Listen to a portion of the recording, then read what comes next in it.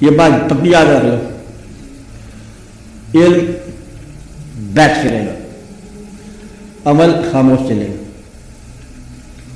اب یہ علم ہے وہ بھی کچا پکا کہ اللہ کو یاد کریں گے حضور پاک دراز نہیں ہو جائیں گے، حضور پاک کو یاد کریں گے اللہ دراز نہیں ہو جائے گا، حضور پاک کو یاد رکھو گے تو اللہ راضی ہو جائے گا۔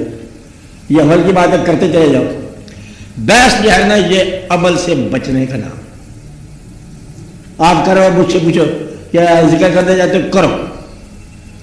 ہر وقت دروشی جب پڑھو گے، ہر وقت دروشی پڑھو گے تو صبر بھی آئے گا، دروشی بھی آئے گا۔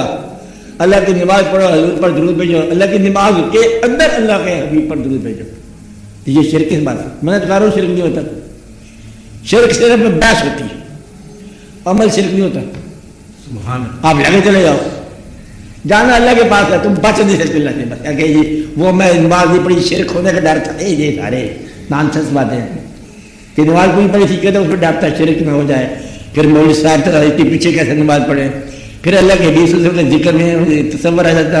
ہم نے کہا پر اللہ مائنڈ کر جائے، اللہ نہیں مائنڈ کرتا، تو نماز پڑھتے جاؤ اور اللہ کے حبیب صلی اللہ علیہ وسلم کا تصور رہے، تصور اللہ کا تمہیں سمجھ جاتا ہے، اللہ کے حبیب صلی اللہ علیہ وسلم کا سمجھ کہاں سے آئے گا؟ اس لیے یہ تم چلتے چلے جاؤ۔ لوگوں کی بحث کا نام ہے شرک، اور عمل کرنے والا عمل کرتا جاتا ہے، وہ بات نہیں کرتا، عمل کرتا جاتا ہے۔ آپ عمل کرتے جاتے، شرک نہیں ہوگا۔ شرک کرنے کے لیے بڑا حوصلہ چاہیے، وہ تمہارے نہیں سکتا، اور بڑا گمراہی چاہیے، اور بڑا متبادل اللہ بنانا میں نے پہلے بتایا ناممکن ہے۔ اس لیے یہ شرک کا سوال نہیں پیدا ہوتا۔ تو خالق ہے، خالق کے مقابلے میں کوئی مخلوق کو شرک بناؤ گے، کیسے ہو سکتا ہے؟ ناممکن۔ چلتے جاؤ۔